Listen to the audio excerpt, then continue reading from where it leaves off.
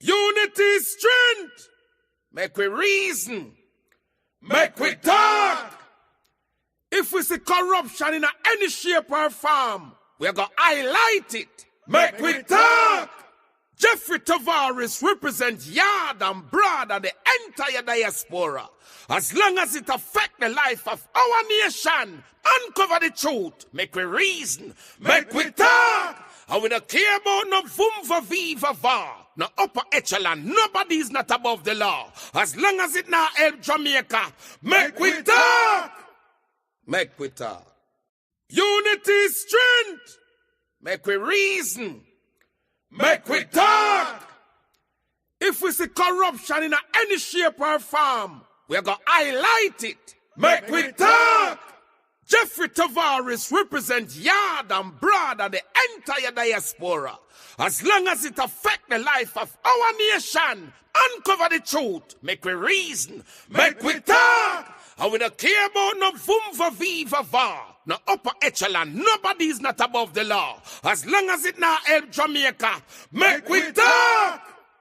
Make we talk. Unity is strength. Make we reason. Make we talk. If we see corruption in any shape or form, we're going to highlight it. Make we talk. Jeffrey Tavares represents yard and broad and the entire diaspora. As long as it affects the life of our nation, uncover the truth. Make we reason. Make we talk. And we don't care about no vumva viva va. No upper echelon. Nobody is not above the law. As long as it now help Jamaica. Make we talk. Make we talk. Unity is strength. Make we reason. Make we talk. If we see corruption in any shape or form, we're going to highlight it. Make we talk. Jeffrey Tavares represents yard and broad and the entire diaspora. As long as it affects the life of our nation, uncover the truth. Make we reason. Make we talk. And we don't care about no vumva viva va. No upper echelon. Nobody is not above the law. As long as it now help Jamaica. Make we talk. Good evening, where we're listening, watching from around the world and the Eastern Caribbean. This is the Make We Talk a program. I have with me this afternoon another my good friend Headboy. Headboy, welcome to the program. Thank you for having me, Jeffrey. I want to say good evening to your listeners in the United States, Canada, Jamaica, the UK, the wider world, and of course the Eastern Caribbean as well. And as we come on air, I think everybody's already know about this, but let me just do this now. As we come on air this afternoon, we're having some news out of the United States. And believe you me, it doesn't stem good for Jamaica at all. It doesn't stem good for Jamaica at all. Let me run this news here for you all. This is Make We Talk breaking news.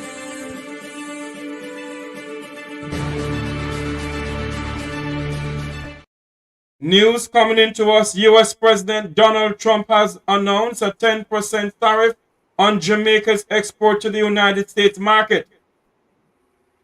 Headboy, based on what we're hearing, what you think is good? What is going to happen to Jamaica when this is imposed in Jamaica at midnight tonight?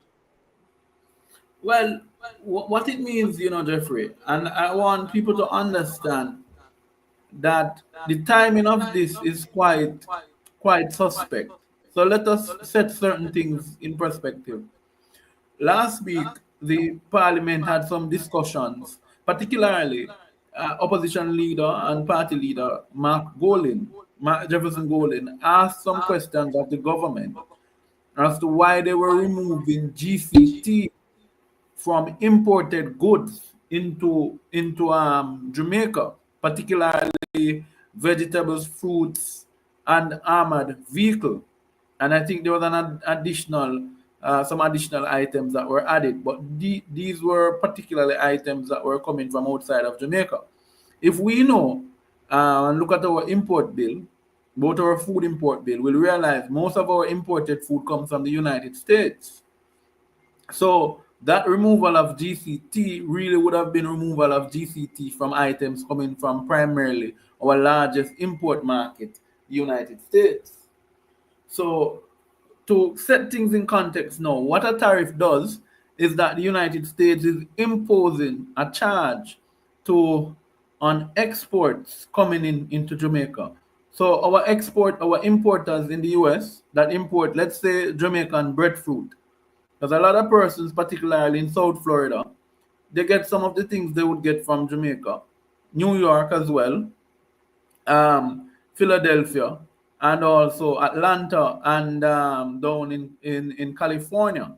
Yes, what it means is that it will charge 10, the United States government will charge a 10% additional fee that's imposed on the items before they take the shelf. So if you used to buy breadfruit in Atlanta for, let's say, $5 US per breadfruit, 10% more will be imposed because your importer now has to put on that cost because it is now an additional cost to him to bring in that good.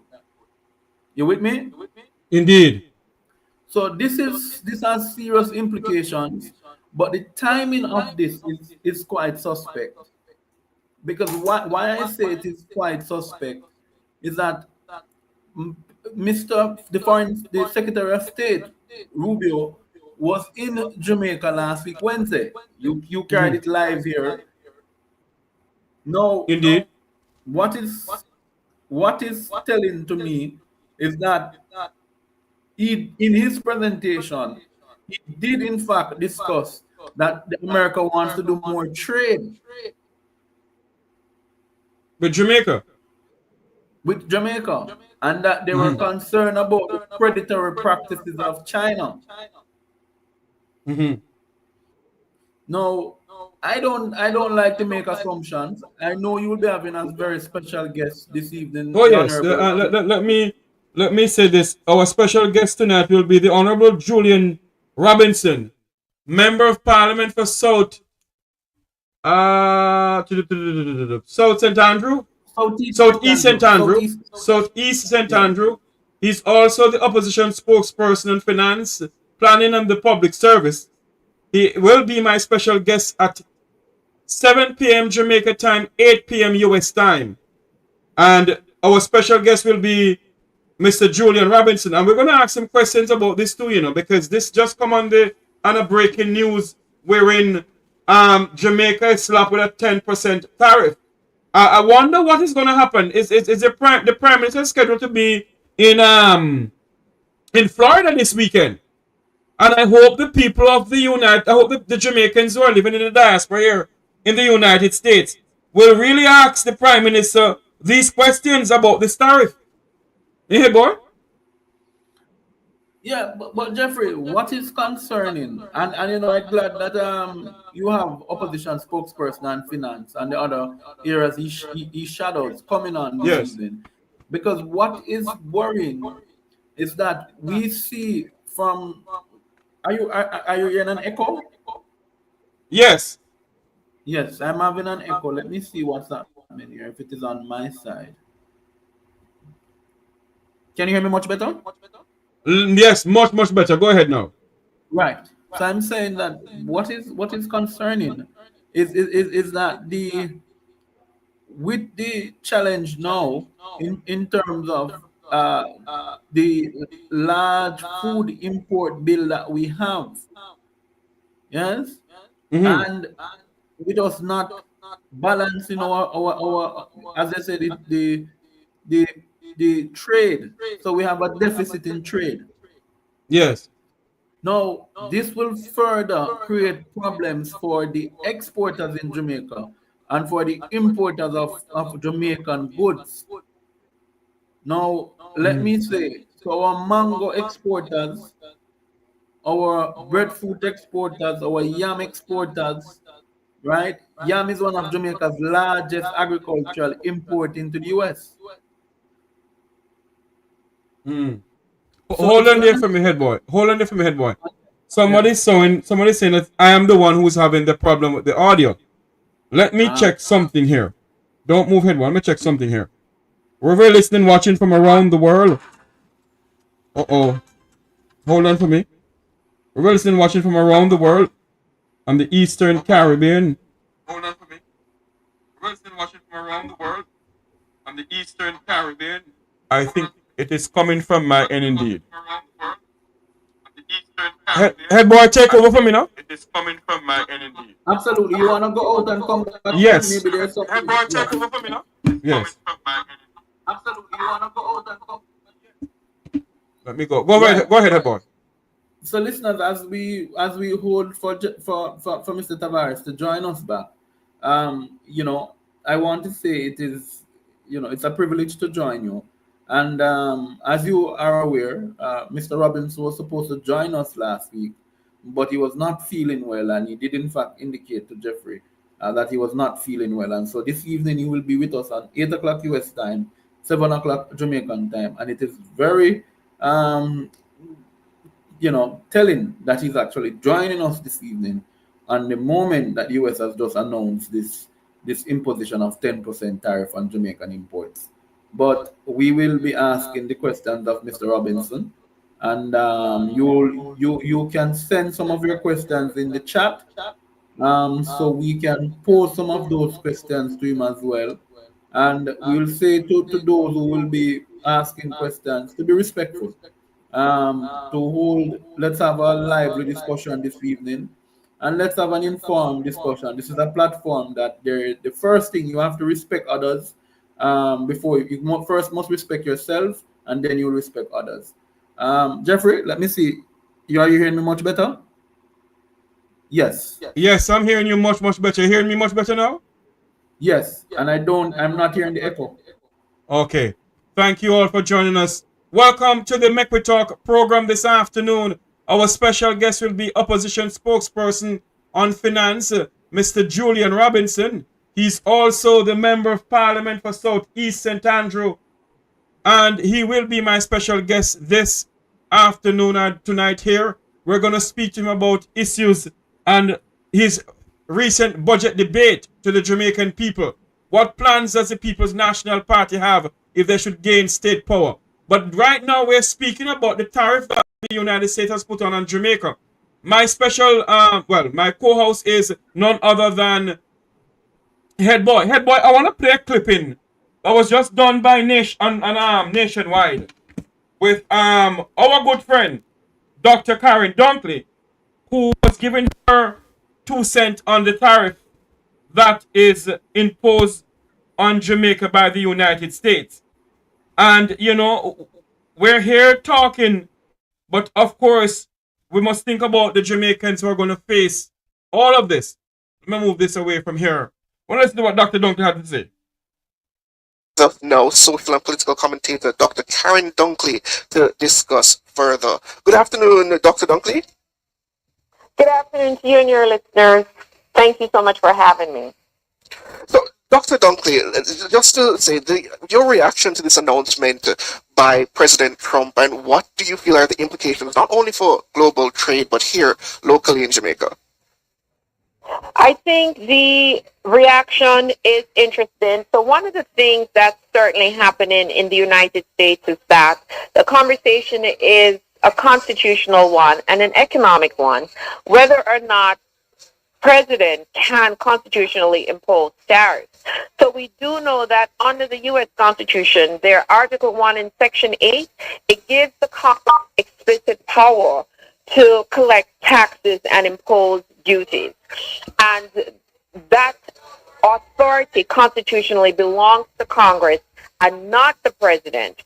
So there is that conversation that is happening right now, is to what extent can the United States president impose a tariff? To what extent does that continue to be legal? We do know that in some instances, we've seen that Congress can delegate this authority to the president.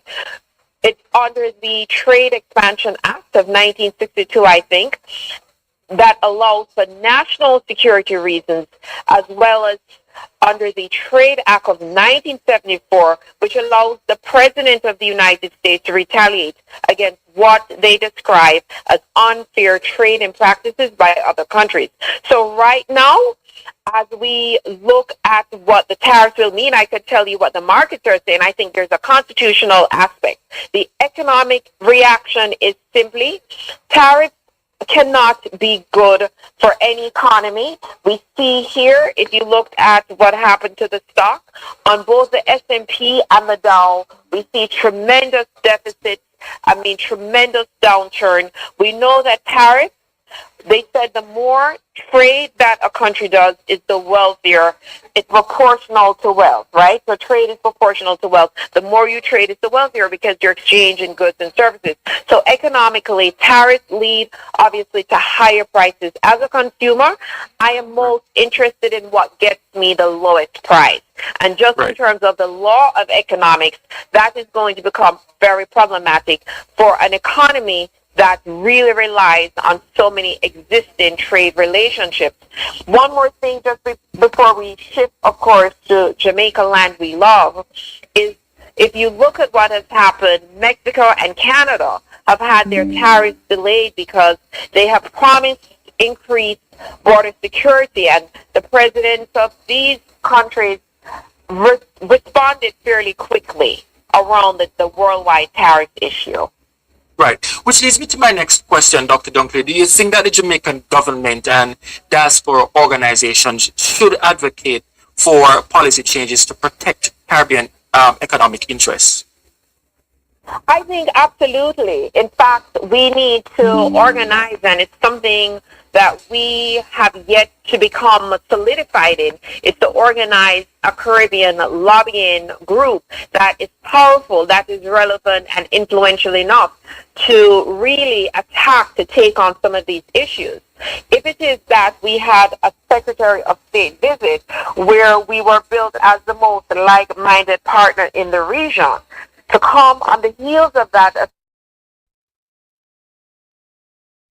Hold on for me. A few days later to this 10% tariff, where we are a vulnerable island state, really vulnerable to what we're now going to experience as an external shock. So I think when you think about where our GDP lies in terms of remittance, in terms of tourism, absolutely the diaspora, as well as I think, quite frankly, the Jamaican government, I know they're thinking about this. They have to be strategizing around it. Jamaica exports over 60% of the goods that we export goes to the United States. And so when you think about the industries, or banana or manufactured goods, or bauxite or alumina, we have to begin to think about what is going to happen. Will it impact demand? Will higher prices now make our products obviously less attractive to U.S. buyers? And then we have to think about the profit margin erosion.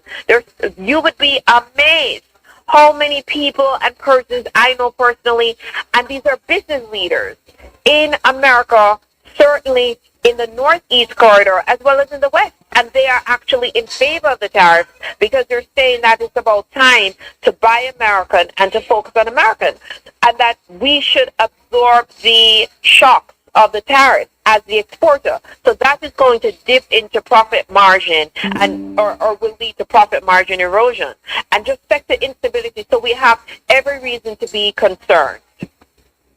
And tell me, Dr. Dunkley, you suggested that the power that Trump is using to impose these tariffs might not necessarily be constitutionally allowable. Do you see any potential pushback from the Congress in the United States? And further, do you see the ability for that lobbying on the part of the Caribbean to be effective in potentially getting some level of clemency from this action from the Trump administration? I think that Congress will not. I think that they will refuse to pass the tariffs. I think because the tariffs are wholesale. Initially, when the president took on this, if you remember now, this is tariff 2.0 because this president started to implement and activate tariffs at the end of his tenure in his first go-round as president. So what has happened is there was this talking around China, and China becoming this monster, this giant, that they wanted to limit and really stymie the impact of China in terms of its economic reach. But what we saw today was that the tariffs are wholesale to what they're describing in the United States as the friend and foe alike. So I think because of this, that Congress will certainly, through whatever machinations they decide to employ, that they will absolutely not support the tariff. Based on what we've seen, we've heard from the different Congress people now, here is where it gets interesting. Will those who can and should really deny the president? So, because I don't think they will want to upset the base, and that is my concern with the Republican Party, is will they do what is right for the American consumer by not wishing to upset the base to deny the president the passage of this tariff.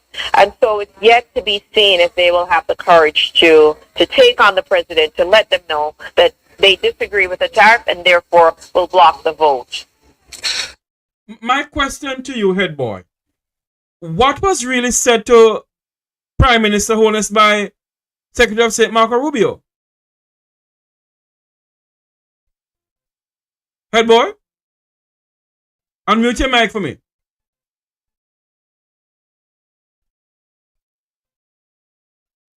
I don't know what's going on. Maybe head boy's on a phone call. Can you hear Head me? boy, you hearing us? Can you hear me? Yes, go Yes, ahead. I'm hearing you. Can you hear me? No, It's I loud and heard clear, the man. question, but it seemed that my mic was muted. Yes. No, I'm saying, I heard the illustrious doctor, the erudite, I should say, Dr. Dunkley, and she's absolutely correct. There is this sort of new wave of, if you want to call it, American patriotism. Yes? Yes. That is jumping in the US, or that is emerging in the US. And it is a cause for concern. Because in the same vein, the United States cannot come to tell Jamaica that you must get rid of China for its predatory practices. But then you're saying you want to trade with us, you want to do business with us, but then you're imposing a tariff on us. It makes no sense. Unless this tariff is being used as a political tool. In what way are you saying that? Talk to me. And I'll tell you why. Could it be that the US is imposing this tariff to force the Jamaicans to comply with its request in regards to China? Because remember that most Jamaican businesses, if you're talking about National Bakery, I can call all of them, Grace Kennedy, all of the largest manufacturers in Jamaica, they export to the US. I sure know down in South Florida, you can walk into a store and get your water crackers, your national water crackers. You know, you talk about that. My good friend Wilfred Rattigan is going to have a program on Saturday pertaining to the entire Grace Kennedy and all those people. Majority of those things are made in China. But let's go back to the whole thing with this tariff, though. How would this affect, like, the farmers in St. Elizabeth? No, it would deeply, for example, let's look at our agricultural exports. Our largest agricultural exports are yam, yes, Jamaican ginger, Jamaican mangoes. Now we have just gone in the mangoes market. Guinea, Jamaica's Guinea, it's a large export market for Jamaican Guinea. From the agricultural side. So those are some items I've identified. When you look at it, it's going to create a significant impact, particularly on the young farmers. Right. So parishes of Trelawney, St. Elizabeth, Manchester, Clarendon. I'm talking about yam growing parishes now. Yeah, Manchester, Trelawney, St. Anne. They're going to be they're going to be impacted by this seriously, and Clarendon. And based on all of that, That is why not the to cut to Jeffrey, but also I forget an important thing. Our aki, yes, our spices, our condiments, so such as places like up in Monique, up in our goodly friend former Ambassador Sambas, yes. here of Walkwood jerk. Walker's Wood, yes, Walker's Wood jerk seasoning. Jerk seasoning. Most of those things are going to tariffs are going to be imposed on them. And that means what Jamaicans must understand. That means the price of goods in Jamaica will go sky high. Not in Jamaica, you know, because we must understand the tariff is being imposed in the US. Oh yes, in the US, yes. That means Americans rather should brace for goods going sky high. But understand the impact it's going to have on Jamaican businesses in the US. Yes. So, for example, our restaurant operators in the US that depend upon Jamaican condiments and spices to have that authentic Jamaican flavor, they're going to be impacted tremendously. So the jerk chicken man or the restaurant operator in South Florida, they are going to be impacted. We're standing by to join opposition spokesperson on finance, planning and the public service, the Honorable Julian Robinson, Member of Parliament for South East St. Andrew. He will be my special guest tonight. We're going to talk to him about the budget debate, but we're going to talk to him about this tariff that is being imposed in Jamaica. 10% tariff on Jamaica. We're going to speak to him about that too. We're standing by to join the People's National Party spokesperson on finance, the Honorable Julian Robinson, Member of Parliament for South East St. Andrew. He will be my special guest tonight. I have with me my co-host tonight. We're speaking about the 10% tariff that has been imposed on Jamaica by the United States. And Head Boy is here with us. Head Boy, what sort of, in a sense, is a serious implication it's going to have on Jamaica? And you will think that I'm having two lines on. Well, one of your listeners, your class prefect, was saying, because I'm still hearing the echo, so it seems as if you might be plugging in line 2 instead of line 1. I'm in line 1. You're in line 1. Yes, I'm in line 1. I'm looking at it. I'm in line 1. I don't know what's going on. I don't know what's going on. You hear me now? Audio testing? So, testing. Yes. So, it's a much better, much better than how it was. Yes. What do you think that the Jamaican government is thinking tonight? Because you think when you hear this, there should be a press conference immediately. Right. But look at it, the timing of this. So, my friends at Honeybun, my good friend Daniel Chong, who they have become the largest exporters of Jamaican Easter bun. Yeah? Yes. It will significantly affect them. Persons who have taken on the operating patty shops, such as persons who are Juicy Beef franchisee in the US. Yes, because there are many of them here in South Florida. Absolutely, they will be affected because the goods are originating from Jamaica. So this is going to be a wide.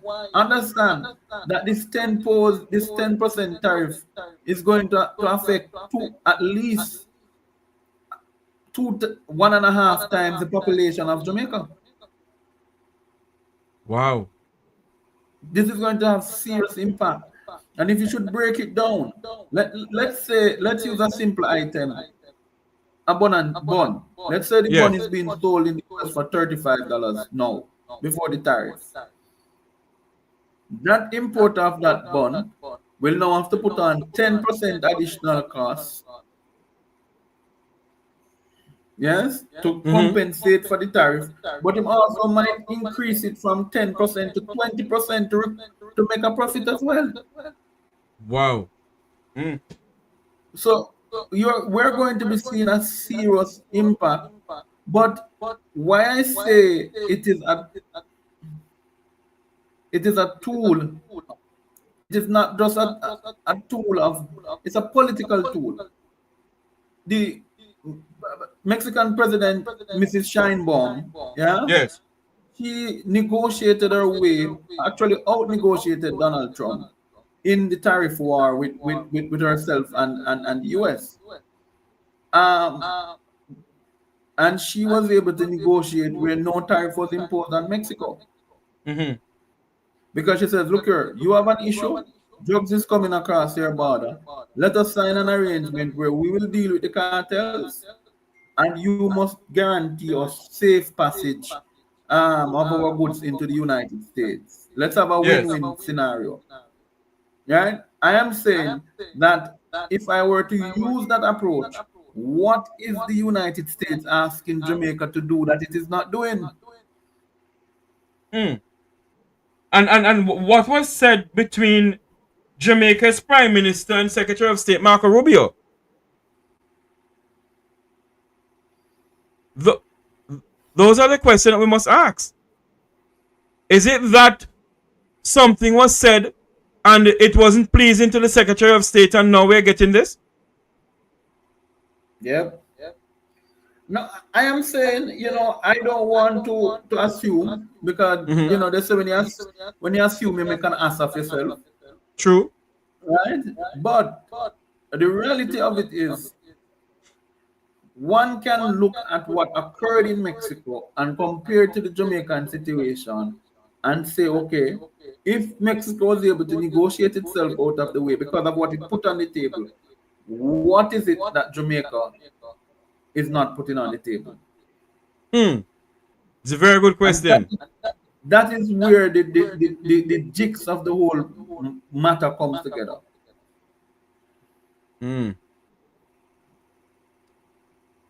You're just joining us. We're speaking about the 10% tariff on Jamaicans export.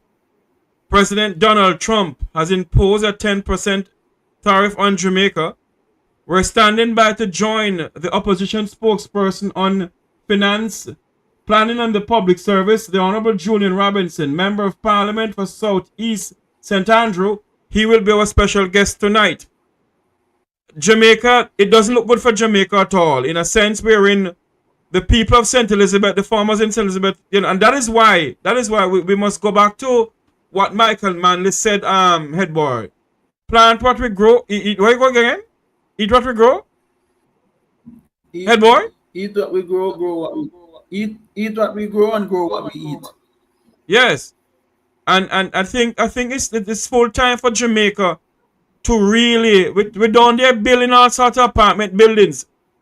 Are we going to feed our people? Are we planting enough to feed our people? Those are the things that we need to figure out, to feed our people. Are we going to feed our people or are we just continue building houses? Without further ado, I have with us in the waiting room here. Let me take this off the screen here about Uncle Donald. Here we go. Put this up here, take this and put up this right here. We have with us this afternoon or tonight. Let me take this down because this is hiding. There you go. Thank you very much, sir. We have with us this evening none other than the son of the soil. I think some of his family hail from Westmoreland, but let me not get into that part. Julian Robinson, the Honorable Julian Robinson, Member of Parliament for South East St. Andrew, Opposition Spokesperson on Finance and the Public Service. Welcome to the program, sir. Thank you. Hi, Jeffrey. Hope all is well. Yes, everything is well. My dogs making a week noise, but they're soon quiet though. But that's okay. I also my co-host is Head Boy. He knows you very well, but he's not showing his face now. Oh, okay. All right. Welcome to you, Comrade Robinson. Thank you. I want to congratulate you on being a very good member of Parliament in your constituency.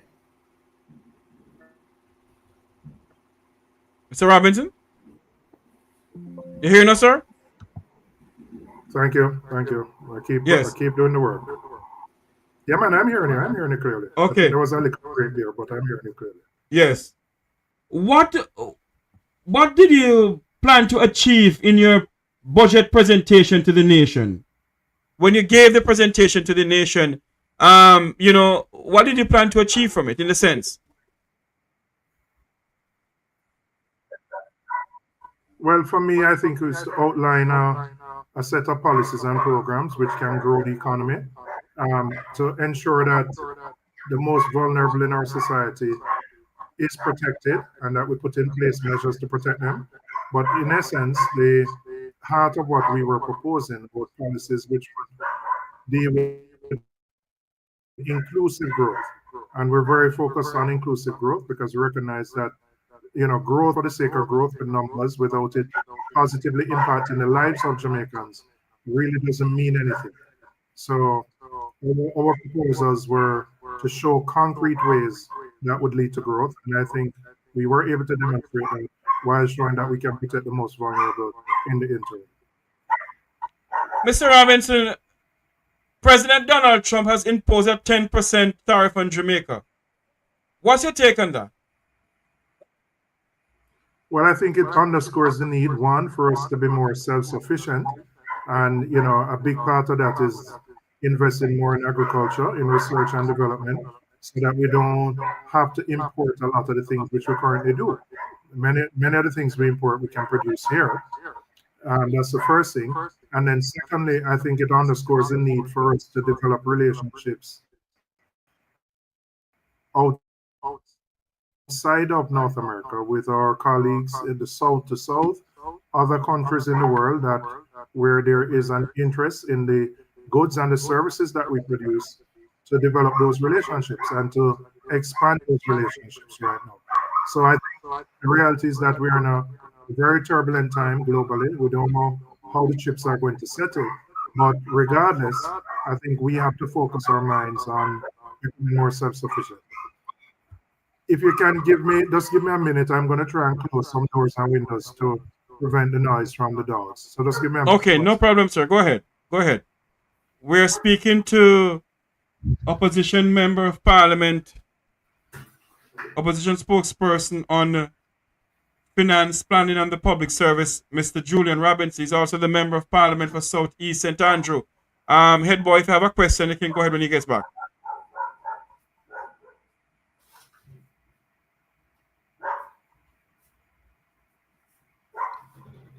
We're standing by to join Mr. Robinson as he come back on to speak to us. Yeah, go ahead, sir. I'm back. I just closed the windows. Like, I don't know, something is agitating one of my dogs, so he keeps barking a lot. But the point I was making is that, wherever the chips fall in this issue, it highlights the need for us to be more self-sufficient as a country, and for us to establish relationships with other countries outside of North America. And I think that has to be our focus now as a country, because what it means is that our goods going into the US are going to be more expensive. And so we have to look to other countries who would have an interest in the goods. And as I said, it also means that I think we have to, from an import perspective, see how we can become more self-sufficient with many of the things that we currently import. Head boy? Head boy, are you there? Okay, let me go. Mr. Robinson, you spoke about the 4 E's. The 4 E's, correct. Yes. Tell us about the 4 E's and how do you plan to finance that? Go ahead, please. All right, so the first one is education. And what we have said is we have to reform education. It's at the heart of transforming our economy and transforming our society. The problem we have is that too many of our students are leaving high school and they're leaving illiterate and innumerate. In fact, they're leaving primary school illiterate and innumerate. And that creates many problems down the road. And we believe the interventions must take place at an earlier stage in the life cycle of a student. So as opposed to the pathway program, which happens now at the end of 50, we spend 2 more years, we believe those interventions should be in primary school and at the basic school level, so that children can leave primary school being literate and numerate and being able to do some maths. So we're going to shift those resources earlier to the food chain. Are you hearing me clearly? I'm not sure if you hear me. Are you hearing me? I'm not hearing you now for some reason. Sorry. I think they're trying to put you up front and put me behind. But anyway, go ahead. Yeah. So, and at the heart of growing the economy is ensuring that you have a skilled and equipped workforce. And what you want to do is fix the problems early in the process so that you don't have to spend the millions and billions of dollars that we're spending on remedial education. So that's the first thing. The second E relates to energy. Jamaica can't be competitive in a global economy when the cost of electricity is so high. And we have an opportunity, particularly now with the ending of the GPS license in 2 years, to renegotiate terms which are more beneficial to the interests of the country. We have to reduce our dependency on heavy fuel oil, and we have to build out more renewables in a sustainable way, in a more timely way. It's very unfortunate that over the 9 years this administration has been in office, it's taken them 8 years to issue an RFP for renewables. Philip Powell has very clear plans as to the things we can do to reduce the cost of energy. We have to deal with energy theft, which accounts for about 20% of the cost of energy to both households and businesses. And there are ways in which we need to improve, for example, net billing to make it more attractive for persons who want to generate their own electricity and sell back to the grid. The third E relates to efficiency, and really this is internal to government. Government has to become more efficient and effective. In particularly, we have to find ways to spend the capital budget of the country. For the last 3 years, we have been unable to spend it. Your capital budget deals with roads, water projects, hospitals, schools, etc. And for various reasons, whether it be procurement or the public investment management system, we have been unable to spend our capital budget. That severely hinders economic growth because your capital budget is the greatest driver of economic growth. So we're going to find ways to make the system more efficient and effective.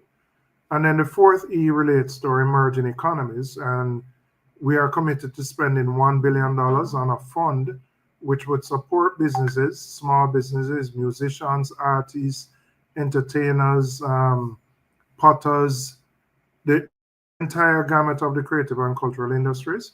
We are committed to supporting them because, they have made Jamaica punch way above its weight. The sportsmen, the musicians, and we believe that area has a lot of potential for economic growth and development, but it needs greater support, and so we're committed to providing that support. So those are the 4 E's. Now, how will it be funded? We actually costed it, and it worked out between my presentation and the opposition leader at $22 billion. That's well within the envelope that is available to the government as per our fiscal rules. Our fiscal rules allow us to spend up to 1.3% of GDP and still meet our debt to GDP targets. That 1.3% represents $44 billion. We are not committed to spending the full amount because we believe it's important to have some buffers left in case you have a natural disaster. So the 22 billion that we have estimated is well within that envelope, and it would be consistent with the fiscal rules and would cause no harm to the economy, as has been purported by the government and the Labour Party.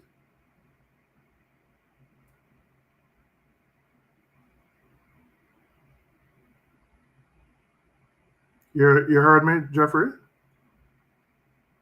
Yes, sir, I heard you. Sorry about that. I think this thing is... I do apologize about that. Head boy, are you there? Can you ask Mr. Robinson a question? Because the 4 E's, Mr. Robinson, is really something that the Jamaican people should be looking for, sir, if you should gain state power.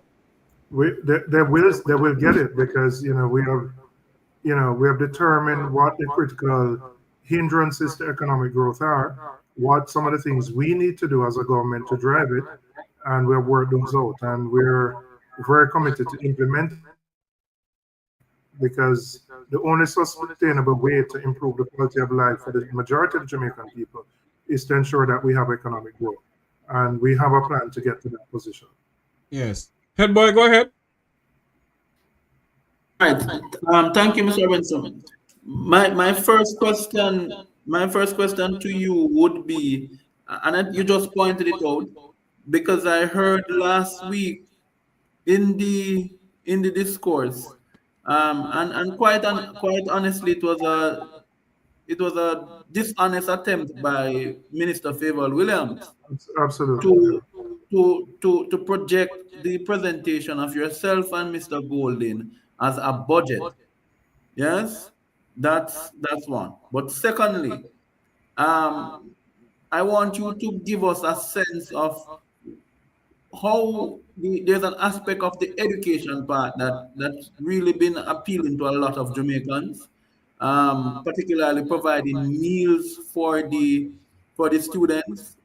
In some parts of the Caribbean, that's mandatory. Meals are provided. How will your administration fund that? And will it be do you believe it can be sustainable? Yeah, man, we can. So you pass students already get, there's an allocation of $280 per day to pass students, which I think everybody accepts is insufficient to deal with it. Now, what most schools do, they stretch the $280 to cover not just path students, but students who are not on path, because as you can appreciate, there are many students not on path who are also in need, and you have to ensure that they get meals as well. So we worked out on the basis of a school population of primary and secondary school students of 440,000. We used 55% as based on the Food and Agricultural Organization study, which said 55% are food insecure. We got to about 200 and I think it was about just over 212,000 students. We assumed $400 per day per meal, and we had 190 days in the school year. That's about 17 to 18 billion. The government currently spends around 9 or 10 billion, because in addition to PATH, there are some other school feeding programs which currently exist. And so in essence, we are expanding it to ensure that every needy student benefits. And as I said, in terms of the funding, there's an envelope of 44 billion, which is 1.3% of GDP, which your fiscal rules allow you to spend while maintaining your fiscal rules and still paying down the debt. So we're well within that band and that range, but we believe this is absolutely important because there are too many students who are missing school because their parents can't afford to send them to school. Now imagine if you miss 1 day a week, you're missing 20% of your education. And in many areas, we have students who are missing 1, sometimes 2 days a week because the parents don't have the lunch money to send them to school. So, you know, to me, I consider this one of the most important imperatives for us to do as an administration. School attendance will have a positive impact on societal values, on the quality of education, and the quality of the workforce that you can develop so that you can attract the kinds of investments that take you out of the low value added type jobs which currently exist. Right. And a follow up on that, Comrade Robinson, because you have been championing the cause in relation to that we're suffering from a low growth, low tech, and virtually low income problem in Jamaica. Now, when you were Minister of Science and Technology, you saw to the expansion of what we now call the BPO sector. Now, I know the time did not allow you in your presentation to expand, but we are seeing the emergence of the AI industry, the coding industry, which you did mention some of it in your presentation. I am asking the question, how in the next PNP administration, will the PNP be prepared to sign the necessary agreements to get some of these persons who already have some of the tech skills, some of the soft skills, that are necessary to be entranced into, whether it's in the coding, Python, and all of those sectors that practically you can stay from your house and make somewhere in the region of 2,000, 3,000 USD a month. Correct. How would that look Well, under let the me tell you. I mean, let me tell you what we did when I was last there, and I can specifically speak because I served as Minister of State in the Technology Ministry. The first thing we did, we started a girls' coding program in Jamaica, and we piloted it. We did it in a number of schools, and we expanded it. I also initiated what was then called Startup Jamaica, which was a technology incubator for tech entrepreneurs. We got space with a partnership with the private sector. We got angel and venture capital funding to come in. We got mentors. So persons who had ideas but needed support could come into a physical space, get the guidance, and build their businesses. We did this. We did this from 2012 to 2016. So the things we're talking about are not new. We were, from that time, positioning the economy for higher level type activities because we recognize that you can't sustainably grow if you're only going to be at the lower end of the value chain.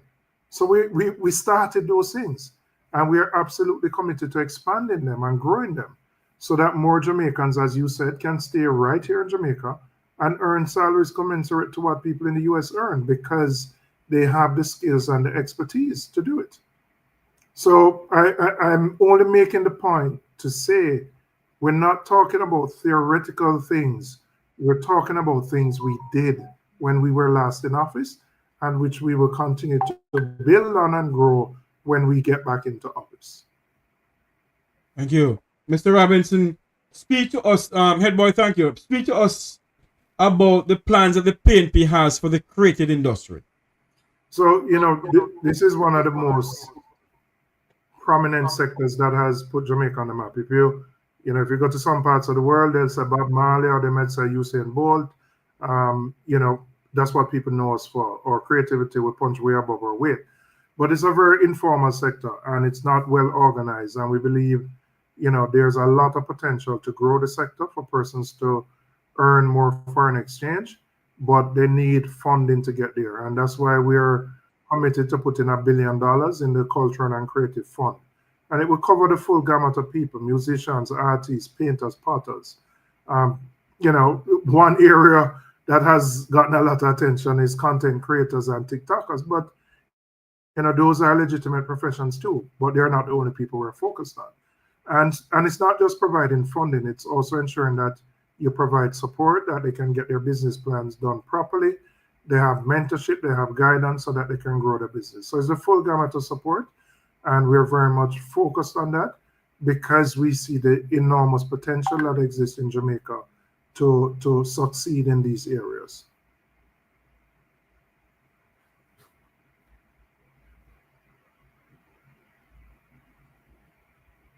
I'm not hearing you, Jeffrey. I don't know if you're your mic. Your mic. You're muted. Yeah. I don't know why this thing keep on muting. I'm so sorry. You said that you're gonna waive income tax on small business loans. Talk to us some more about that.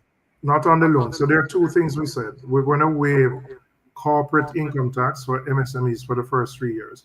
Now you might ask why we're doing this. The first thing is that Jamaica suffers from a very high level of informality, where businesses prefer to remain informal and come formal because they want to avoid paying taxes.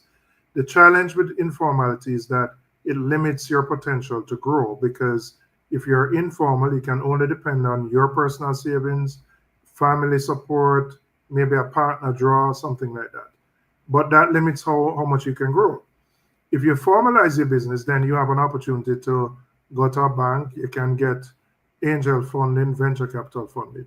So we want to put in place an incentive for those businesses to become formalized. And so we're saying in many cases, small businesses don't turn a big profit in the first year or 2 or even 3 years. But we want them to come into the formal system, because even if they don't pay corporate income tax, they're going to be contributing in GCT. They have employees who will be paying other taxes for. So really here, this is an incentive to formalize. And to say to a small business when you start is, don't worry about having to pay the corporate income tax. Grow your business. Go sell the services, sell the goods. You are contributing to the economy in a positive way. But we are saying we will give you this incentive to grow for the first 3 years. Secondly, what we said about the DBJ is that while the DBJ has a lot of money, the way the DBJ loans were structured, it made it difficult for people to access it. You are required to pay an upfront fee, which can be between 5 to 10% of the loan amount. So if you're borrowing $10 million, you might be required to pay $600,000 upfront. Now the reality is, if you can $600,000, you probably don't need a $10 million loan. So we have said, let's put it at the back end, and we notice after saying it, the government has finally agreed. Now the question I would ask is, why would it take the government 9 years to agree to this?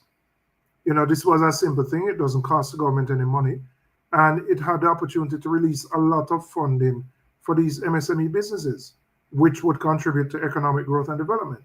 But it took them 9 years to come to this realization.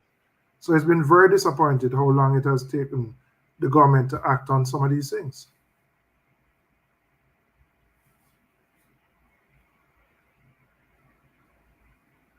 Your mic, You're Jeffrey. muted again, Jeffrey. I'm sorry.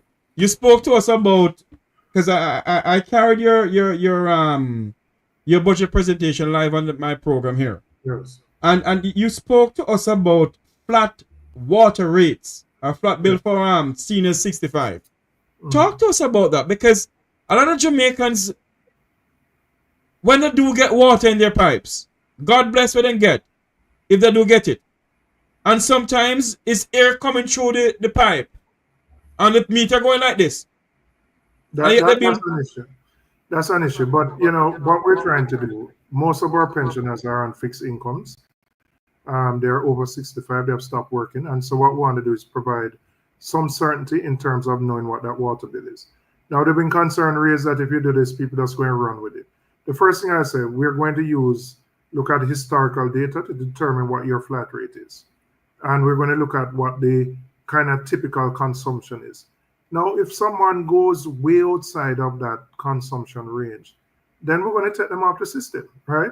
I mean, I hear people saying, oh, your place is going to become a car wash and your family and everybody going to start using it. Well, if there's abuse outside of the range that we estimate as the flat rate, then we remove you. But we believe the benefit to our pensioners is important.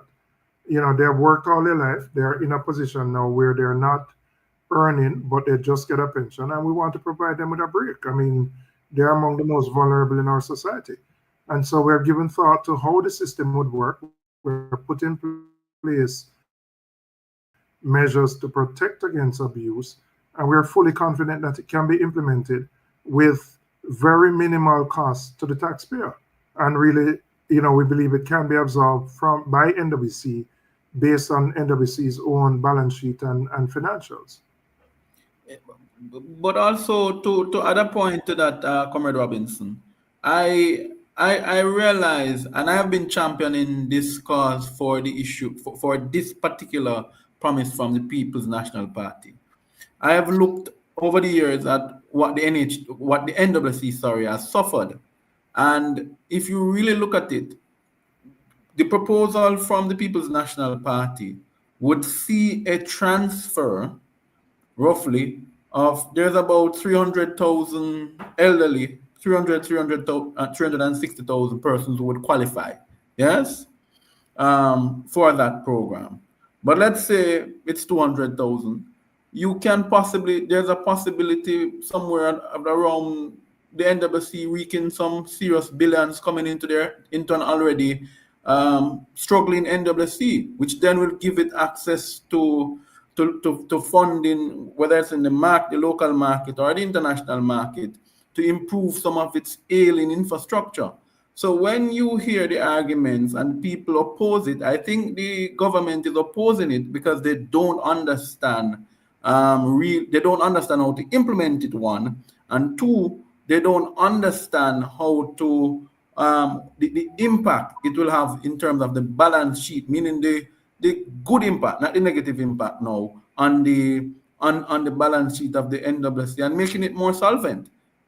Well, I would say, I just think because they didn't come up with the idea, they want to find a way to try and poo-poo it and to be negative about it. We were very specific. We weren't offering across the board breaks to everybody, but we looked at the areas, the people in our society who are most vulnerable. And without a doubt, our pensioners are one of those. And we felt this would give them a break. But as you said, having done the calculation, we don't see it as being significantly negative on NWC's balance sheet at all. And putting in place, importantly, and I'm emphasizing this, the safeguards against abuse. So if somebody all of a sudden wants to turn his or her home into a car wash because they have a flat rate, then they would be off the system in 1 month, because you would see a very sudden spike in their consumption, which would be totally inconsistent with their historical consumption over the last 2 or 3 years. So that person would remain on the flat rate system if they try to abuse it in that way. And that it is very, we behave as if we can't implement things like this. It's very, I'm not going to say it is easy to implement. I wouldn't say easy, but it is very doable once you have the will to do it. And we have the will to do it because we believe this benefit should be there for our pensioners. Mr. Robinson, you spoke to us about the PNP proposal, a game-changing meal program for students, adding just over $9.7 billion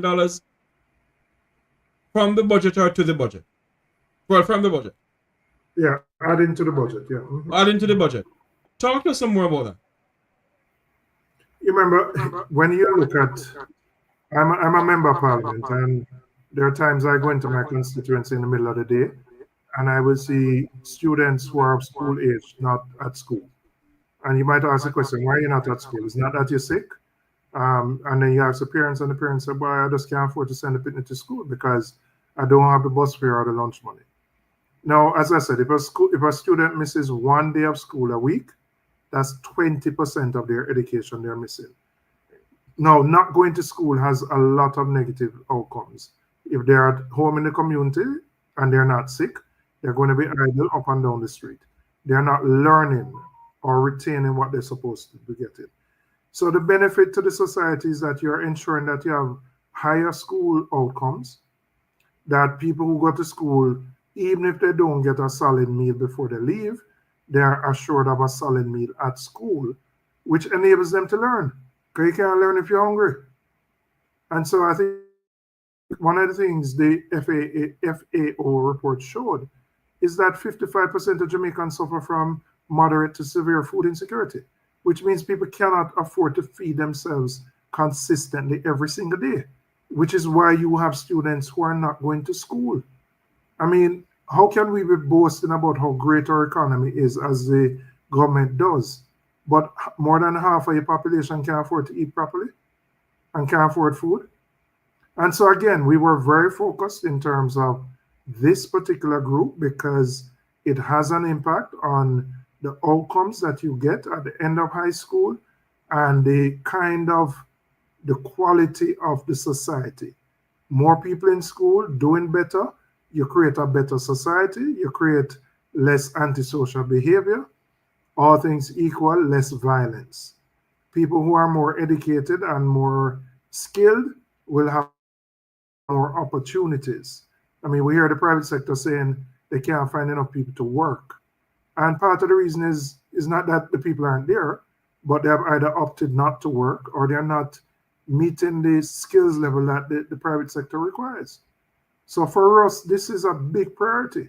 We can't grow our economy if so many people can't afford to send their children to school. And as I said, we have worked out how the money can be found, and it's well within the window of what is fiscally responsible and what our fiscal rules are. The PNP administration also, in your budget presentation, you said that the next PNP administration will implement changes to the repayment system for student loans. Yes. Talk to us about that. So there are two things we have proposed. The first one is to extend by an additional 6 months the moratorium period for persons to start paying after they leave university. As you know, not everybody gets a job immediately when they leave university. Some of them don't get, it takes a while for them to settle. And sometimes when they get a job, because you have to deal with living expenses, transportation, and those things, you're unable to find the money to pay the student loan immediately. So we're extending the moratorium. But the second thing we said is that we're going to formalize the system where your income is tied to what you pay. So let me give a simple example. Let's say, for argument's sake, you are supposed to be paying $30,000 a month to student loan. However, the job that you have received, only after you take out your food and all the expenses, you can only pay 15. And you would have to show Student Loan Bureau that your income, this is your income, you bring your salary statement, or if you're self-employed, the bank account, etc. We are saying that if you consistently pay the 15,000, you will not be considered to be in default. Now, why is that important? With the advent of credit scoring, when you are in default, it affects your credit score, which then impacts your ability to access credit down the road to buy a house or buy a car. And many students are being negatively impacted by this because the job they have gotten is not their ideal job, right? It's not necessarily what they want to do, but they prefer to work than not to work. So they're not earning enough to pay the amount SLB wants, but they're still committed to paying something.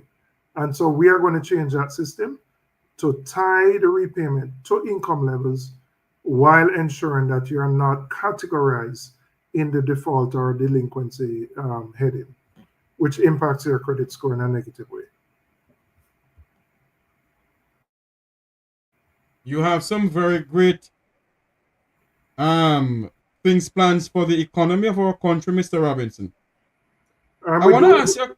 Yeah, go ahead. Go ahead. No. You're going to say something. Go ahead, sir. No, I was just simply saying that the only way out of the challenges we are in is to grow the economy. There's no other sustainable way. I mean, we can't borrow our way out of it. We can't hope that there is some benevolent benefactor who is going to feel sorry for us. We have to demonstrate that we have the ability. We have done well as a country in bringing the debt to GDP down to very manageable levels over the last 14 years. And now we have to focus, and we have been saying this for the last 3 years, focus on ensuring that we remove the impediments to growth and that our trajectory is really on how we lift growth from 1 or 2% to 3, 4, and 5% per annum. Mr. Robinson, I want to drift a little bit away from the budget presentation that you did, sir. And Sure. a burning issue on the lips of many Jamaicans. You're Jamaica's upcoming finance minister. The current finance minister said that it is not missing $3 trillion of taxpayers' money unaccountable for. It doesn't matter how they spin it, it's still missing. Your views on that, sir? Yeah, so I chair the Public Accounts Committee of Parliament, and what was referred to in that report from the Jamaica Accountability Meter portal is not necessarily that the money is missing, is that the ministries, departments, and agencies have not provided what are called appropriation accounts for the funds that have been spent. And without the appropriation accounts, the Auditor General is unable to do a proper audit of the monies that were spent.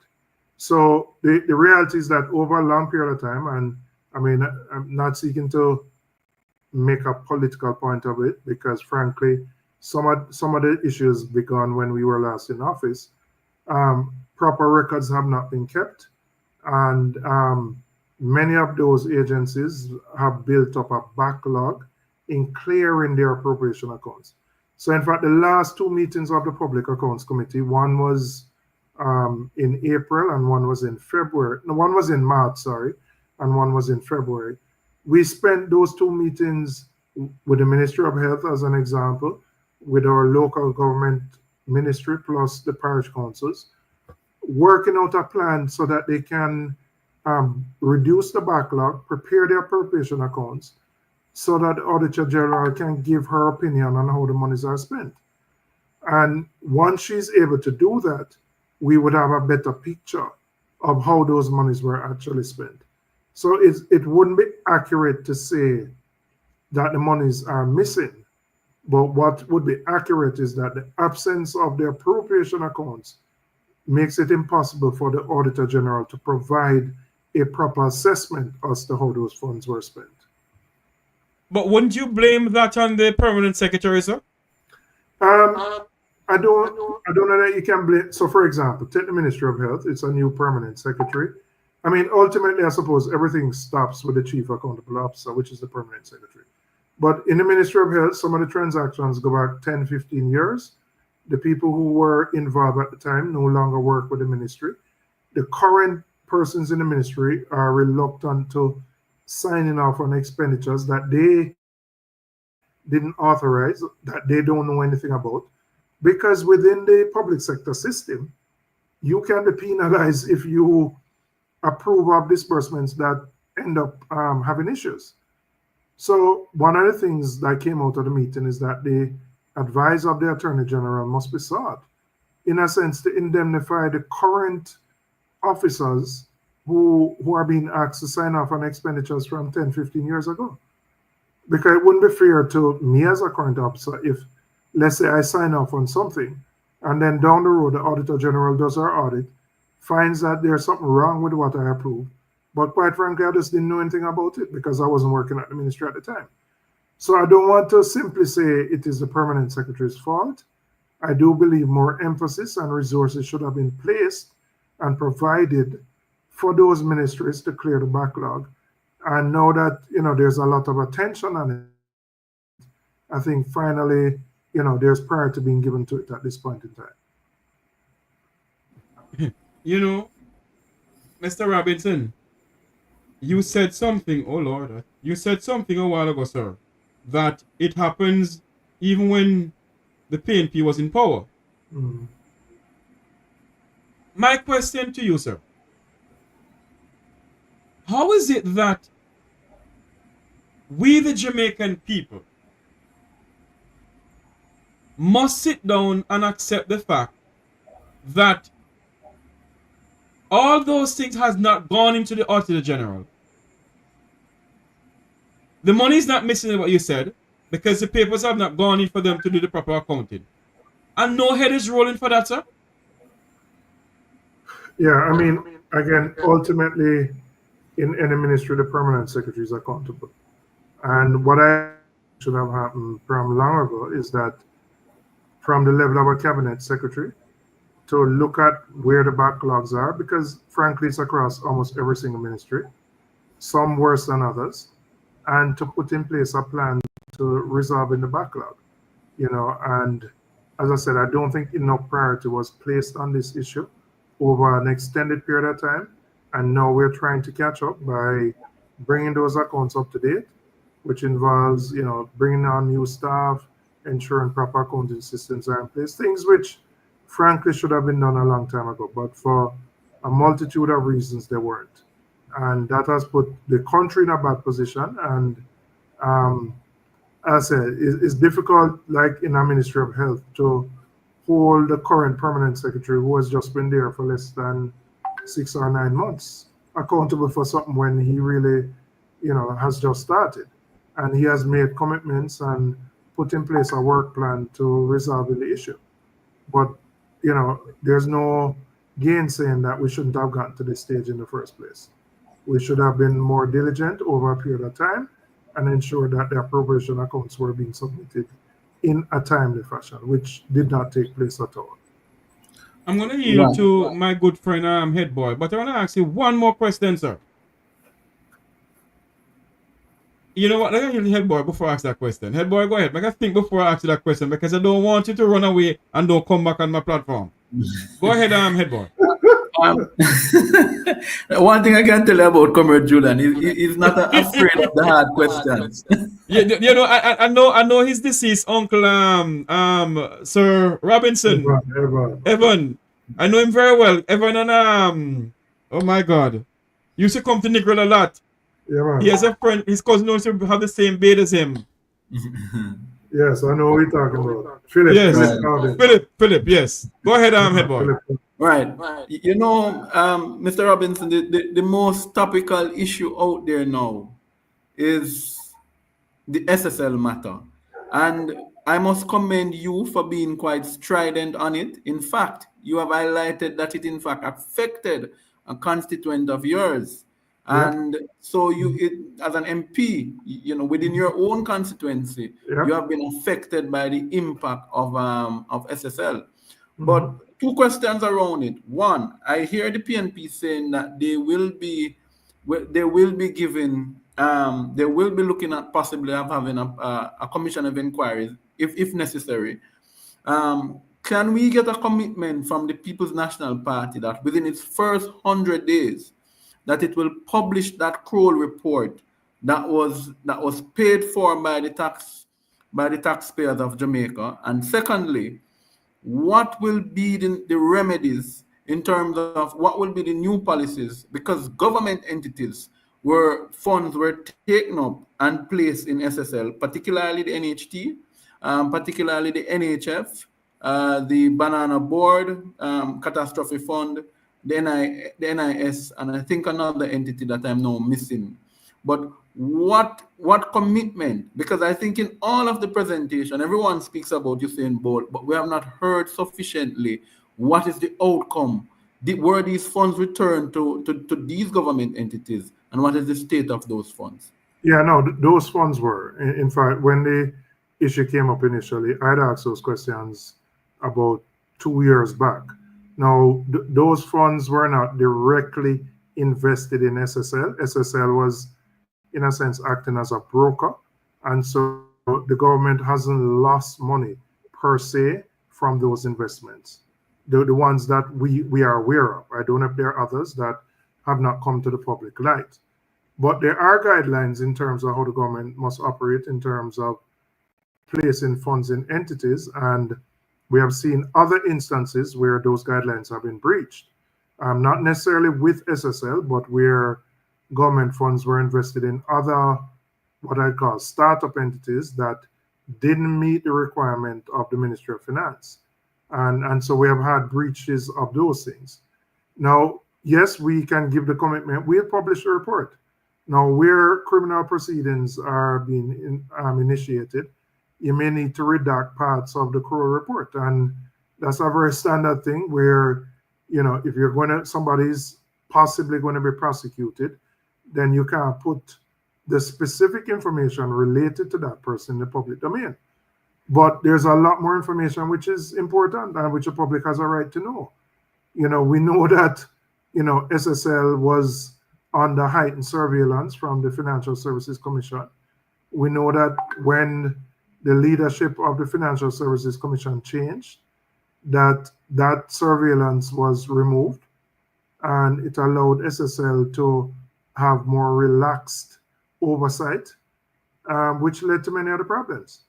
And the question is, you know, was there interference at the level of the board? Did the board follow the guidance from the staff in terms of how these matters should have been addressed?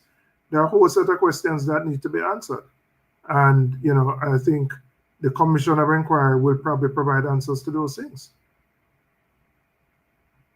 Mr. Robinson, you said a while ago that in the report, you may have to redact some of the issues or some of the stuff in the report because of you don't want to go into the public domain in a sense of people or whatever.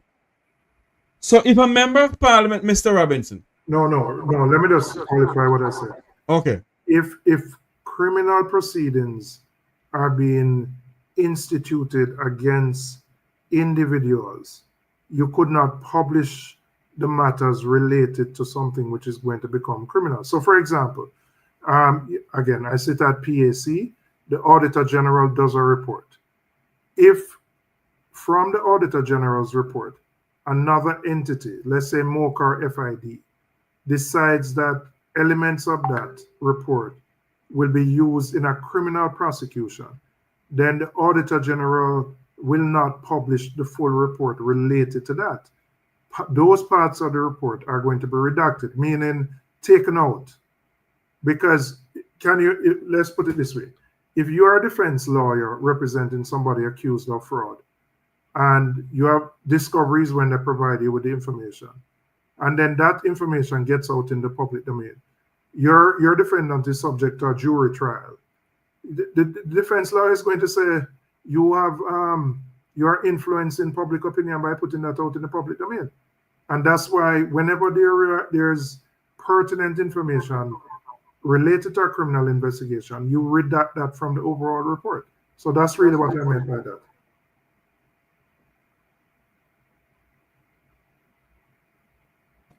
Mike Jeffrey. Sorry, you said you're willing to publish the report, the call report. Are you willing to publish the FinSac report, sir? But there's no report. That is really the scandal of FinSac, which is that after I think 150 million was provided to commissioners to present a report, there's no report. And unfortunately, in the absence of a report, what people do is choose narratives, spread misinformation, and present information in a way which suits a political narrative. And it's very unfortunate that 20 or 30 years later, there is no definitive report as to what led to FinSac, how some banks did well while others didn't, the level of oversight. There are a whole set of issues, but they have not been presented in a meaningful way. And as such, the whole thing has just become, political fodder, particularly for the Labour Party, to just use the word FinSac loosely as a bogeyman without any proper explanation as to why we don't have a report. And we don't, after all of these years. So, Mr. Robinson, it's very heartbroken, sir, for the Jamaican taxpayers to spend so much money for a report, and there's no report whatsoever. And yet the Prime Minister in the People's Parliament talking about FinSac causes this and that is why right now he has to be doing this and has to be doing that, sir. And there's no report to justify what he's talking about. No report. Very unfortunate that people were paid. In fact, they got extensions. Additional monies were found, and nothing has been produced. Nothing, nada, nothing. Head boy, you have any more questions for Mr. Robinson? My other question, Mr. Robinson, would be in relation to, I must commend the People's National Party, your team. I know from the previous president, and that there was a policy commission looking at the issues of land and housing. Yes. And I see that work has been as materialized, and I see the well thought out work of the commission. Now, we don't have to emphasize the need for housing in Jamaica. Now, when the People's National Party assumes government, we are seeing an influx of Chinese business operators and contractors that are now playing roles in the housing sector. Let me go back to the previous point, and then I'll come to the Chinese point. How will housing look for the ordinary Jamaican under the People's National Party? So let me say, the first thing is that we have to restore NHT back to its original mandate. It has been, the mandate has changed. If you want a loan from NHT, you're going to a financial institution. It is not producing homes for working class Jamaicans, which is really what it was set up to do when Michael Manley established it. If you ask any Jamaican, their number one priority is having a roof over their head that they can call their home. Number one priority of any other priority in the world. Now, the reality is that the government is the largest owner of lands in the country. And really what the government has to do and what we are committed to doing is to have a more aggressive program with developers. You identify lots of land which are relatively flat, that don't require major infrastructure. You might have to put in water and sewage, put in roadways. You get developers, you say, all right, this is the government's contribution. we expect you to build 1,000 units at $10 million. You start with 1-bedroom units. We know once you start, people add and build and expand, which is what Jamaicans do. But there really hasn't been a focus on that. I mean, what we have had is the social housing, where the Prime Minister travels all over the country to give out one house. I mean, that cannot be the solution to the hundreds of thousands of Jamaicans who want to contribute to buying their own home. And you have seen at the high level an influx of townhouses and apartments in the $40 and $50 million range, which is way outside the reach of the average working class Jamaican. So if you are, the question is, what will we do? We will be focused, we'll be aggressive, we'll be targeted in building out affordable housing for people, and by looking at NHT, ensuring that the NHT can support those individuals who want to buy their own house. That has not happened over the 9-year period at all. Mr. Robinson, I don't know, are you aware of a piece of land, a watershed land in St. Anne? It was given to the Chinese to build 800 luxury houses, while the people of St. Anne has no water, sir. I don't know. I do know when the highway was being built by the Chinese that there was an exchange of some lands in return for the Chinese building the highway. I can't say I know exactly where it is, and I can't say specifically whether it affects the watershed or not. But I do know, as I said, there was an exchange. Remember, we started the highway. It was started with Bowie. It stopped because technically, I think the challenge is completing it, and then the Chinese came and completed it. And I believe that was part of the arrangement. But as I say, I'm not privy to the specific areas where those lands were to speak definitively on that. If and when you get into power, a lot of local contractors in Jamaica don't have, in other words, they don't get into work because the Chinese are taking over to build roads in our country. I think we have to ensure that there is balance and fairness in how these contracts are being dealt with. The reality is that if you design a RFP in a particular way, then you're going to end up with the bidder that you want.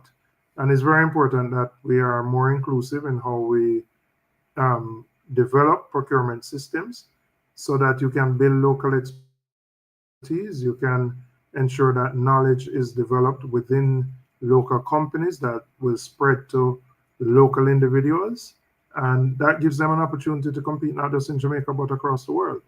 And so I think there's more that needs to be done in that regard. I've heard the complaints from the local contractors. Many of them are very valid concerns because they just feel that they can only be subcontractors and they can never ever be successful in a large-scale bid. And that should not be the case, particularly where taxpayers' funds are being used to support these projects. One more question, I hand over back to Head Boy. When it comes on to Jamaicans, you and I know, because you used to come to Negril a lot and walk the 7 Mile beach in Negril and would jump in the ocean and so forth. Beach access in this country for Jamaicans who are stressed out with the high cost of living, the rampant corruption, the high crime rate, and although they tell us the crime rate going down, I still don't believe that. I just don't believe it. What is the PNP going to do about Jamaicans getting access to their own beach? People within the Cayman Islands, I live in Cayman so many years, and you can walk the 7 Mile beach in Cayman, nobody stop you. What happened to the Blue Lagoon? What's going on there, Mr. Robinson? What is the plan that the People's National Party have for Jamaicans to access their beach? We're very committed to ensuring that there is access for the average Jamaican to go on and access the best beaches. We're committed to that. I remember I've been to Barbados a couple of times, and I remember being able to go on a beach, and I was like, whoa, people can just go on a beach like this, because it was just so unnatural for me coming from Jamaica. And being going on the beach should be a normal part of the outing for families on a weekend, So as I said, people can de-stress, people can learn to swim, etc. So we're very committed to correcting what has become an inequity, because what happens, all-inclusive hotels build on the beachfront and deny people access. Now, the beach itself is not owned by the all-inclusive. And quite frankly, people should have access to the beach. You may not have access to go on the hotel property, but you can't be denied access on the beach because the beach is owned by government, not by a private individual. And so we're going to ensure that we correct that, because we can't continue to have this glaring inequity between citizens who want to access what is a natural resource and private hoteliers who bar them because they have all-inclusive facilities on the beach. That's something we're very committed to correcting. But Mr. Robinson, you said something a while ago. I don't know if you have seen a video. I wish I had the video now to show you. A Jamaican leave from the diaspora, go down to, I think it was Negril. Walking on the 7 Mile beach in Negril. And the security guard stopped him. So I came on this program and I said, I want to see who not stop me from walking on my birthright that I born and grow in Negril to walk on the 7 Mile beach in Negril. So you're saying to us that walking on the 7 Mile beach where the water is, you can do so without anybody stop you? You can do. Nobody can stop you. I mean, the security guard can stop him from going into the hotel property, but you can't stop somebody from walking on the beach. The beach is not owned by the hotel. And as long as you remain on the beach, you should not be prevented from doing so. And, the problem is the security guard gets instructions from his bosses to not let anybody walk on the beach. And those instructions are incorrect. So I'm not saying the security guard, I'm not blaming him either. He's probably just following directives. But any Jamaican has access to the beach. You may not have access, if you haven't paid your rate, you can't walk into the hotel and start to eat the food. No, you couldn't do that. But none prevents you from being on the beach. And we're going to ensure that Jamaicans can go on their beaches and enjoy the best that nature has to offer in this country. Because you know something, Mr. Robinson? My family has property on the beach road. And somebody that you know very well that helped to raise me, God bless their soul, the deceased now, the late custody of the parish of Westmoreland, Jim Thompson. Barbie Barn, this is Barbie Barn, and next to Barbie Barn, you have been there. There's a way you can walk from next to Barbie Barn because they give them the roadway to walk or the walkway to walk. And you walk on the beach. I've never seen my family members or my adopted parents stopping anybody from walking. No. But nowadays, it's going on in the grill. Correct. And that has to be corrected. I mean, as you know, my family is from there. When I was a little boy, I used to stay around the West End and we'd go on the beach on weekends. And, well, in those days, it was nowhere near as developed as it is now. But that's why we love Negril the way we did, because you had the 7 miles of White Sand Beach. And it was a pleasure to always be on the beach. And we have to restore it. And as I said, people can, if you've made your investment and you own property, you can restrict access to your property, but you really can't restrict people's access to the beach itself. That's not something which can be allowed, and it creates a lot of tension because Jamaicans should be able to access something which is a great natural resource that foreigners pay hundreds of thousands of dollars to come here and access. Why can't Jamaicans access it? You know, what exists right now is an inequity which must be corrected. Right.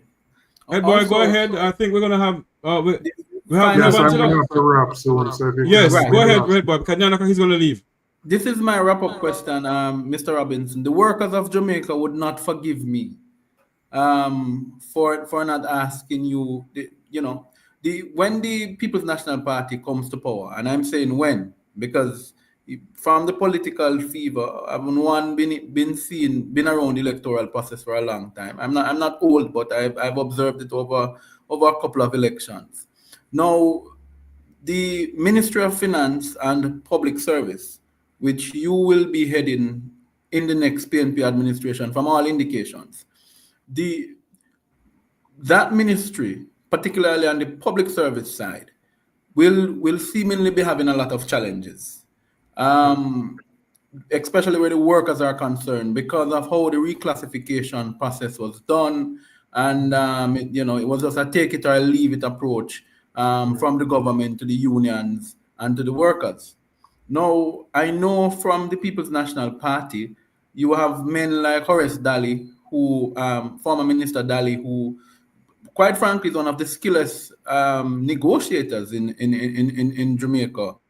How will you manage that portfolio with the demand that is coming from, the workers, the nurses, the police officers, the teachers? How will you? What is your message ultimately to the Jamaican workers tonight who are listening to you? First thing, we're gonna treat them with respect, and we're gonna have open doors in terms of dialogue and communication. I think, more than in life, as you know, more than what you do is also how you do it. And quite frankly, the way the government had approached the negotiations left a bitter taste in the mouth of many of the unions and the workers. Things were said, agreed, but not implemented. You go to a meeting, something is said to you, and then when you see the circular, it's totally opposite to what you agreed with. So quite frankly, there has to be a different approach to labor relations, a more open door approach.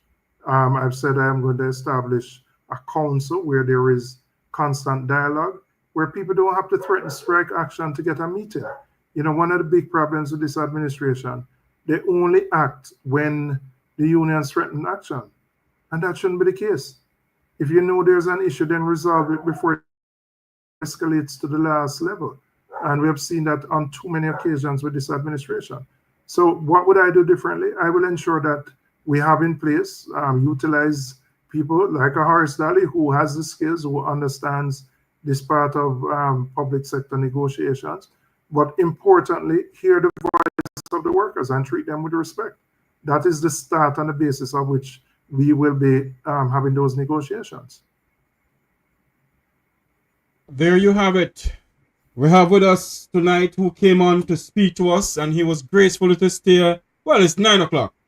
To stay with us until 9 o'clock. Opposition spokesperson on finance and the public service, the Honorable Julian Robinson, Member of Parliament for South East St. Andrew, the man who hailed from the west, who loved to walk the 7 Mile Beach in the grill and pick cocoa plum and the grape. Remember those days, Mr. Robinson? Yeah, man. My favorite, when my auntie who used to live by West End, one of the things I used to enjoy, in the nights we'd go out and try and catch crab, right? On the beachfront, and we'd enjoy it. But, some of my most pleasant memories are going down to the grill with my family when I was young. I really enjoyed it.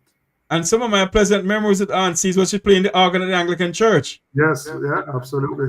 She used to teach me how to sing, and then she was like, "You cannot sing." And I used to love to sing. She said, "No, you cannot sing. Don't bother with that." I used to remember those days. Mr. Robinson, thank you for coming on, sir. And I wish you all the best in the upcoming election. Yeah, man, and best of luck for the rest of the program. Thank you very much. Thank you so much. Take care. Mr. Julian Robinson, Member of Parliament for South East St. Andrew. Head boy, we're not going to stay too long because Wilfred Radigan have his program going on now. We're going to wrap? Of course. But, I want to thank Comrade Robinson for coming on. And I want the people of Jamaica to listen to how you hear humility. Yes? Humility. Yes, indeed. And how you realize his answers. He's quite open. He's not afraid to say if they were wrong, they were wrong. He's not afraid to take responsibility. And I want to say, that is why my late father was never a supporter of the People's National Party. But when he voted the first time in 2011, he voted for Julian Robinson. And I asked him, why are you supporting Julian? He said, let me tell you something. I see something in Julian Robinson that I don't see in many other politicians in Jamaica. Because my father would send him a long list of questions, right? And Julian would be so gracious in responding.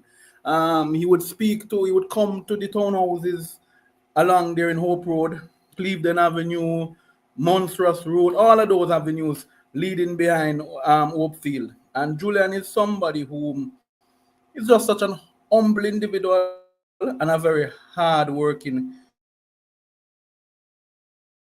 You know something, head boy?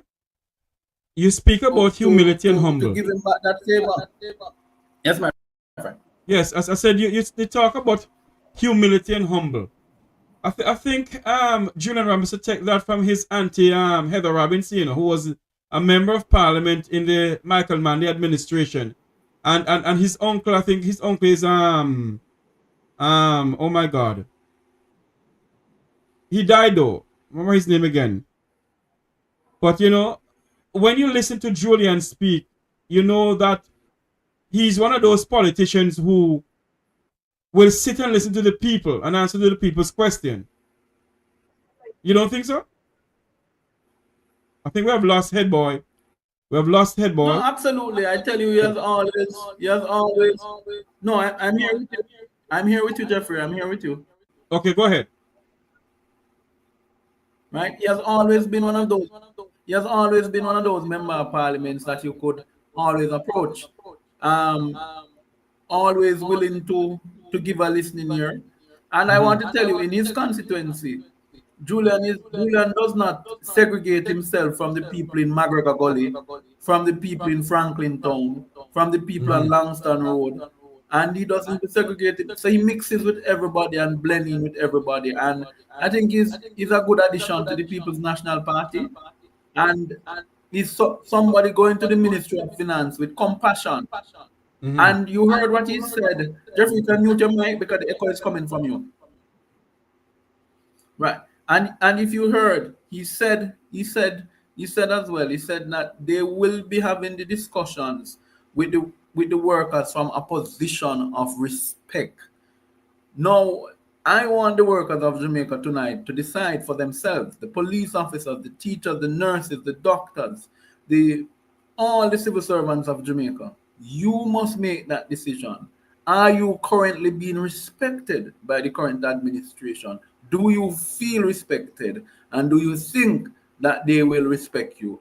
And if the answer to those are in the affirmative no, then you must then in turn know what to do. Jeffrey, those are my few words. I want to say thank you very much. And thanks to Comrade Julian Robinson, the man who will lead this country in a brighter future for the Jamaican people if they gain state power. Well, we're gonna say good night because Wilfred Radigan is on. We're gonna go over to Wilfred Radigan. We're gonna join Wilfred Radigan now. He's on. If you may permit me, I know Julian didn't want to comment on it, but I'm using this platform to say to the People's National Party, you are going to have a lot of workers' issues. You need to think twice who you put at the Ministry of Public Sector. And I am of the view that you have a seasoned man who negotiated the IMF agreement with Portia and Peter Phillips, who the faces in the international community have met before, that it is wise that you put a seasoned man for even the first term, to head that section of the ministry. And I'm referring to none other than Horace Daly. He was the only minister who never had a strike under him. Only minister. Indeed, my friend. For those who join us, thank you all very much. For those who, came on. For the producers of this program, I want to say thanks to the communication director of the People's National Party who allow Julian Robinson to come on, who we connect to. Lady Scott, thank you so much. And I know you're going to bring more people over here. I was going to ask Mr. Julian Robinson about the political turmoil going on in Dominica, but we didn't have enough time to do so. Dominica is facing a political turmoil, and we're going to bring that to you live. We're going to have more discussion on that. We're going to have a roundtable discussion on that, wherein we're going to have Gabriel Christian, attorney at law from Dominica, and the leader of the Dominica opposition party will be coming onto a program to speak to us some more, because today we heard about 19 opposition people were locked up today, head boy. And it doesn't look good. It does not look good. It does not sound good. But Let me tell you, the Labour Party in Dominica is like the Labour Party in Jamaica. They have no regard for persons who oppose them, and they believe, and that is why in some way I was so sad that I wasn't feeling so well the other day when I didn't get to come on. But the what the gentlemen said, I listened to them, and let me tell you, Jeffrey, they're speaking the truth. I have friends from Dominica, close friends, co-workers, and they tell you that they have taken the decision, like some Jamaicans, that they're not going back to Dominica until Roosevelt's current administration is removed. And so, it is sad. It is almost a mini dictatorship that's rising up in Dominica. There's no accountability. Somewhat what is happening in Jamaica. When you will have an administration ruling for such a long time, there's no accountability. But anyway, I know we are going to be running over to our good friend Rattigan. So all the best, Jeffrey, and all the best to your listeners. Thank you very much, head boy, for coming on. Thanks to Mr. Julian Robinson, opposition spokesperson, finance, and the public service member of parliament for Southeast St. Andrew. Thank you very much for coming on, sir. Thanks to all those who came on. Thanks to Walking in Divine Purpose in the chat room who keep the things going. I want to say thanks to everyone in the chat room. Thank you all very much. On behalf of all of us here, I'm Jeffrey Tavares saying so long. Go over to Wilfred Rattigan. He's on. Come reason Rattigan is on right now. We're going to go over there right now to hear what he's saying. And of course, I'm going to give some trouble in the chat room. God bless you all. May God bless our island home, Jamaica land we love. Have a great afternoon, everybody. A great evening, everybody. Good night. Make we talk. Unity is strength. Make we reason. Make we talk. If we see corruption in any shape or form, we're going to highlight it. Make we talk. Jeffrey Tavares represents yard and broad and the entire diaspora. As long as it affects the life of our nation, uncover the truth, make we reason, make we talk. And we don't care about no vumva viva va, no upper echelon, nobody is not above the law. As long as it not help Jamaica, make we talk. Make we talk. Unity is strength. Make we reason. Make we talk. If we see corruption in any shape or form, we're going to highlight it. Make we talk. Jeffrey Tavares represents yard and broad and the entire diaspora. As long as it affects the life of our nation, uncover the truth, make we reason, make we talk. And we don't care about no vumva viva va, no upper echelon, nobody is not above the law. As long as it not help Jamaica, make we talk. Make we talk. Unity is strength. Make we reason.